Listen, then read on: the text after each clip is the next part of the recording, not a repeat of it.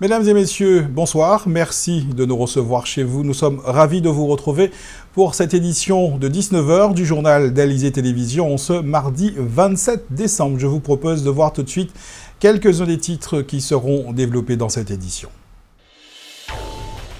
Le réveillon de la Saint-Sylvestre donne l'occasion à ces dames de se mettre sur leur 31 pour se démarquer. Certaines d'entre elles font le choix de tenues conçues par des créateurs. Reportage en beauté à ne pas rater. Le sexe est de moins en moins tabou en Guadeloupe. Il ne se regarde plus par le trou de la serrure. Reportage coquin interdit aux enfants dans la seule grande surface érotique de l'archipel. Les faits de délinquance sont devenus monnaie courante à Pointe-à-Pitre. Depuis 4 ans, une vingtaine de caméras gardent un œil sur la ville, mais la vidéosurveillance a ses limites. Le journal, Ronnie Nabal. Nous vous parlions hier de l'attention particulière qui sera portée sur la vaisselle et la décoration de la table pour le réveillon de la Saint-Sylvestre. Mais cette nuit est aussi celle au cours de laquelle les femmes veulent paraître encore plus belles. Elles porteront donc un soin particulier au choix de la tenue dans laquelle elles vont apparaître. Et pour certaines, elles tenteront de dénicher l'habit le plus original et unique que possible. Pour cela, elles n'hésitent pas à faire appel à un couturier ou à sélectionner une tenue de créateur qu'elles seront les seules à porter au cours de leur soirée. Direction Grand Camp, où depuis maintenant une dizaine d'années, Claudia Portekop, une ancienne modèle de prêt-à-porter, ancienne mannequin, tient une boutique qui sert de pépinière à de jeunes stylistes caribéens et africains. Reportage. Moment privilégié entre la créatrice Eden Ramin et ses clientes. L'animatrice télé et productrice, qui a lancé la marque Glam Ethnic en juin 2015, est en Guadeloupe pour quelques semaines. L'occasion pour elle de passer du temps dans la boutique Les Créateurs, où elle écoule ses modèles. Installée à Grand Camp depuis 2007, l'enseigne aide les jeunes stylistes caribéens et africains à se lancer. Actuellement, on y trouve une dizaine de marques, parmi lesquelles Kevin O'Brien, Kumba Design ou encore Lily des Îles.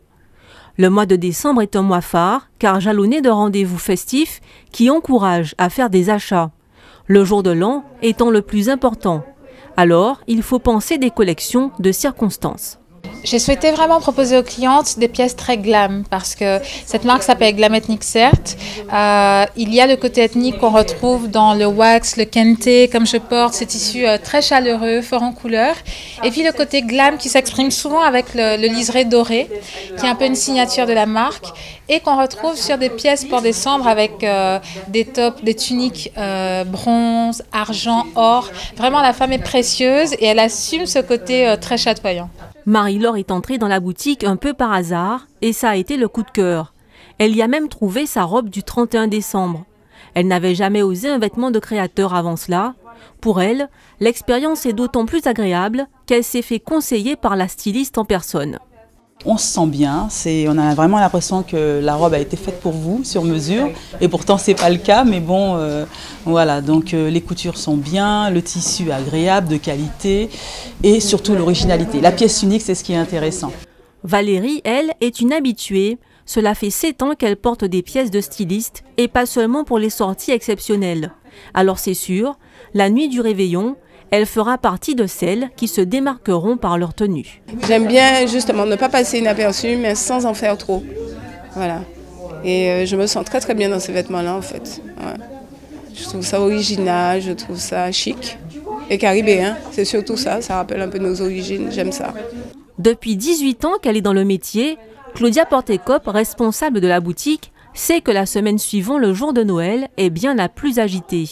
Car les clientes sont à la recherche d'articles d'exception pour bien finir l'année. La tenue confortable, brillante, clinquante, scintillante, qui va faire découvrir les formes. Elles vont être à l'aise et jolies dans la tenue, tout simplement. La tenue qui va vraiment faire... Les gens qui verront feront « Waouh !» Et c'est ça, je pense, qu'elles recherchent ce jour-là. Ces femmes sont jeunes ou d'âge mûr, avec des tailles allant du 36 au 48, et la même envie de se sentir belle et confiante pour vivre un moment qui conserve toute sa magie.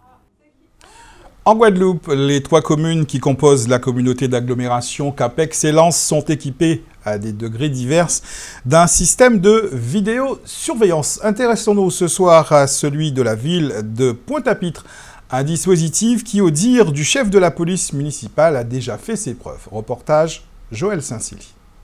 Souriez, vous êtes filmé, à votre insu, mais pour votre sécurité.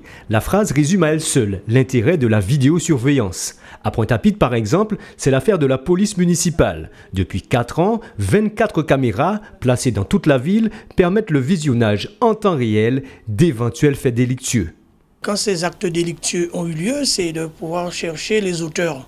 Dans un premier temps, c'est la surveillance des bâtiments, c'est gérer également la circulation. C'est gérer la circulation, mais d'une façon globale, on peut dire qu'il s'agit d'avoir l'œil sur la ville 24 heures sur 24. À Pointe-à-Pitre, le centre de supervision urbain, un réseau permanent avec le commissariat central, emploie de 7 à 20 heures 4 agents, les yeux rivés sur les écrans. Leur rôle, relayer les informations aux équipes sur le terrain, la technologie au service de la police, mais pas à la place de la police. Si vous n'avez pas sur le terrain des acteurs capables d'intervenir, effectivement, ça n'aura pas véritablement beaucoup de sens. Mais simplement, les opérateurs, ils sont en relation directe avec les acteurs de terrain, qu'ils soient police nationale ou municipale. Les agents du CSU de Pointe-à-Pitre sont quotidiennement aux premières loges d'infractions de toutes sortes. Tout cela dans le plus strict respect de la loi. Il y a ce qu'on appelle le masquage, c'est-à-dire que les habitations sont masquées. Donc on n'avait pas à entrer sur le balcon, les fenêtres des résidences. Donc c'est masqué d'une part, et d'autre part, il s'agit de la protection des individus eux-mêmes. Donc, et les agents qui sont là, ils sont assermentés, donc il n'y a pas de souci à ce niveau. Selon le chef de la police municipale, les caméras ont déjà permis de prévenir ou de résoudre beaucoup d'affaires. Mais l'efficacité du système ne va pas sans la collaboration du citoyen. Allez porter plainte. Sinon, ça va continuer sans cesse, ça ne va pas s'arrêter parce qu'ils vont croire ces individus qu'ils sont impunis. Or, il n'en est rien. Mais pour pouvoir arrêter un individu, il faut en amont qu'il y ait une plainte. Donc, c'est la raison pour laquelle les gens ont l'impression de se disant « Bon, c'est pas grave, c'était une chaîne qui n'était pas en ordre, etc. » Non. À partir du moment où vous êtes agressé, il faut absolument porter plainte. C'est la condition sine qua non pour effectivement nous aider à rendre cet outil performant. Il a fallu investir près de 1 million d'euros pour l'installation de cette unité de vidéosurveillance. Il en faudra 600 000 de plus pour l'installation de 20 caméras supplémentaires, ce qui portera le taux de couverture à 1 caméra pour 390 habitants, ce qui fera de Pointe-à-Pitre l'une des villes les plus surveillées de France. Dans un instant, nous vous emmènerons dans une grande surface érotique et nous parlerons de jouets réservés aux adultes. Pensez donc à éloigner les enfants du téléviseur.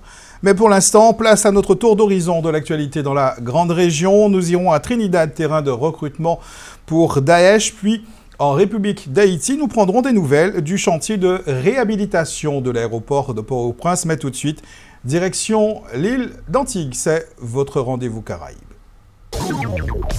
Dans le conflit qui les opposait pour délimiter les eaux territoriales d'avec la Guadeloupe, Antigua vient finalement de remporter une victoire que l'on pourrait qualifier de diplomatique face à la France. Après des années de négociations entre les deux pays, il a été convenu que les limites territoriales soient à mi-chemin entre l'île anglophone et la Guadeloupe. Pendant longtemps, les pêcheurs guadeloupéens ont vu leurs embarcations arraisonnées et même confisquées par les autorités antiguaises qui leur reprochaient de ne pas respecter les limites territoriales. Si des accords de délimitation des espaces avaient été passés avec les États voisins concernés, aucun accord de pêche n'était en vigueur dans la région avec la France et l'Union européenne.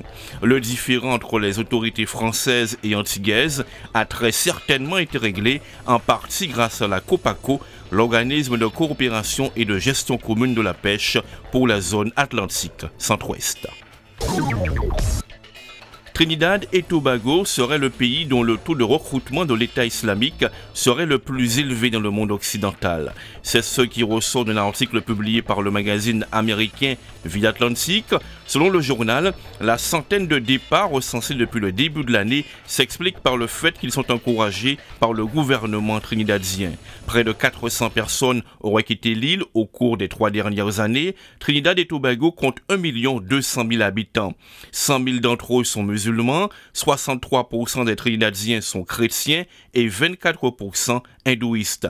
La constitution trinidadienne interdit la discrimination fondée sur la religion et inclut la liberté de conscience et de croyances religieuses comme des libertés fondamentales. Plus d'1 an après son lancement, le chantier de réhabilitation de l'aéroport international de Port-au-Prince avance plutôt bien. La piste principale doit notamment passer de 42 à 60 mètres de large. Si les travaux de terrassement et de la voie de circulation se déroulent normalement, en revanche, ce qui concerne l'électricité ont pris du retard. Le marché de l'aéroport Toussaint-Louverture est détenu par l'entreprise française Razel et son homologue haïtienne Vorbe et Fils. Le chantier de l'aéroport doit être livré au premier trimestre de l'an prochain. Nous allons maintenant vous parler de cadeaux très originaux qui viennent pimenter les relations dans les couples et tendent à se démocratiser. Il s'agit des sextoys, ces jouets intimes destinés à faciliter le plaisir sexuel. Il en existe une multitude et de plus en plus de Guadeloupéens et de Guadeloupéennes se laissent séduire pour leur plaisir personnel ou pour offrir. Ils n'hésitent pas à franchir les portes des surfaces érotiques. Joël Saint-Silly s'est rendu dans l'un de ces établissements situés à Jarry. Voyons quels sont les produits tendances pour cette fin d'année. Reportage. Fini l'érotisme sous le manteau. Aujourd'hui, la chose coquine se démocratise. Les officines sombres et parfois glauques sont devenues totalement has-been. Actuellement, les boutiques spécialisées comme ici à Dream Center, une grande surface érotique en libre service, tout est mis en valeur. Exposé, éclairé à souhait, on y entre aisément.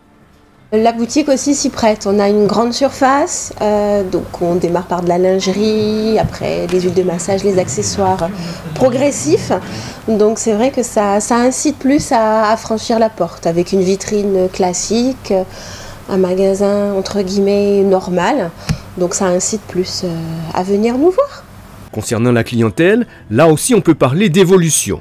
Ce genre d'espace est de nos jours fréquenté par un large panel de visiteurs.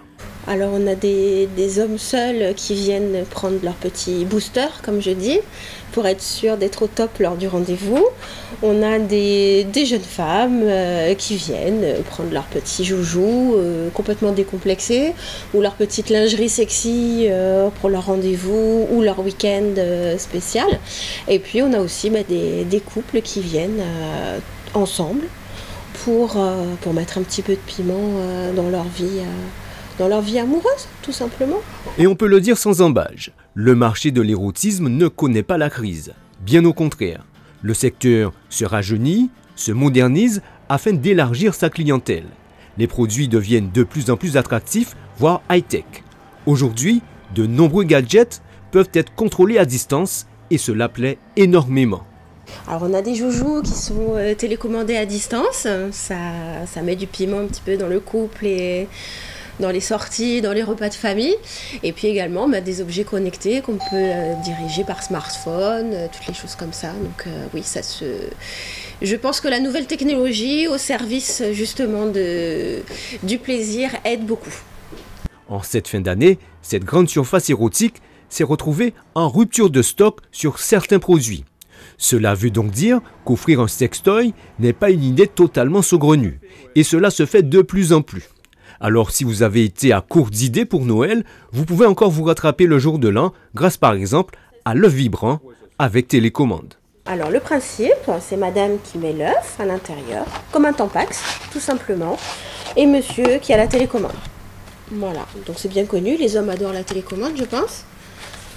Et donc voilà, vous voyez, petit œuf, tout en silicone. On a différentes marques, différentes catégories, différentes gammes de prix. Et donc c'est des petits joujoux qui vibrent. Je vous montre.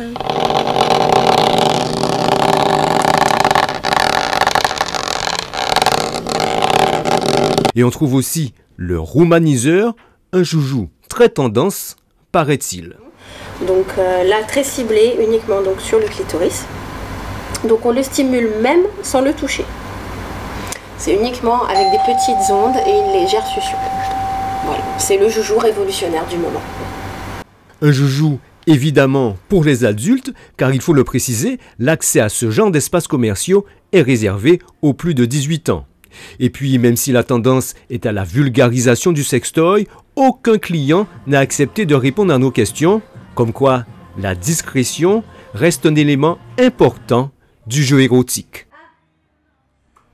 Tout autre chose maintenant, depuis un peu plus d'une année, l'atelier du bien-être propose des activités de remise en forme et de détente. Parmi ces activités, le Pilates, une méthode de gymnastique douce qui séduit un peu partout dans le monde. Reportage Muriel Barlaigne. C'était le sport des stars. Aujourd'hui, le Pilates serait pratiqué par des millions de personnes dans le monde.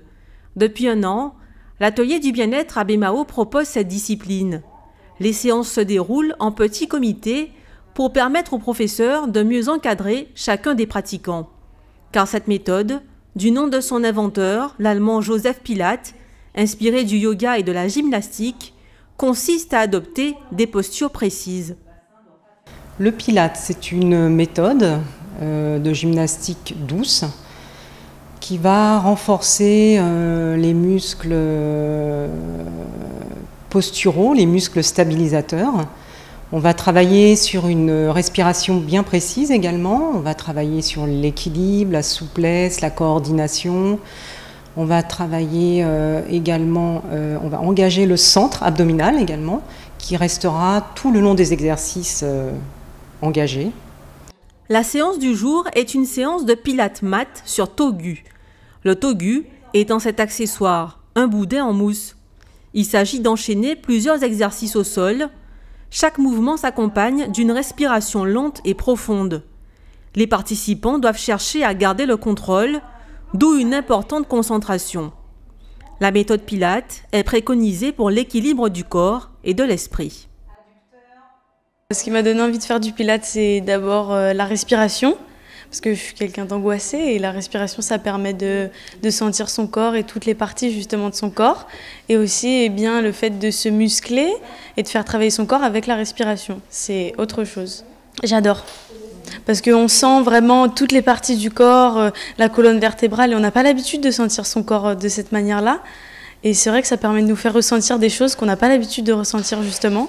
Donc je suis agréablement surprise. C'est une amie qui me l'a conseillé, donc je suis venue essayer, ça m'a beaucoup plu tout de suite. Parce que ça utilise des muscles du corps qu'on ne soupçonne pas, beaucoup d'étirements. Et vu que j'avais des petits soucis de dos, ça me convenait tout à fait. Ça passe très vite en fait le cours, parce qu'on est très concentré, on pense à beaucoup de choses en même temps. Et voilà, c'est un petit côté aussi ludique et voilà, intéressant. Outre le togu, des ballons et des appareils peuvent aussi être utilisés pour réaliser certains exercices. La méthode convient aux enfants, mais aussi aux seniors. Elle serait même recommandée par certains kinésithérapeutes à cause de la douceur et de la lenteur des mouvements. Une méthode idéale donc pour ceux qui souhaitent sculpter leur corps sans traumatisme. Information pratique pour clore concernant la distribution d'eau potable qui sera interrompue demain matin à partir de 8 h dans les quartiers de Blanchette, Boivin, Lasserre et Lolo dans la commune de Morne-à-l'Eau. Retour à la normale prévu en fin d'après-midi de demain. On fait un point sur la météo pour ce soir et demain. Le temps s'améliore et il fera beau. Plus beau d'ailleurs qu'hier soir. Des averses sont possibles tout de même dans le nord de la Basse-Terre et en Côte-sous-le-Vent. Mais sinon, la nuit s'annonce agréable. Demain matin, les mêmes zones pourraient encore connaître des averses, mais ce sera du beau temps pour tout le reste de l'archipel.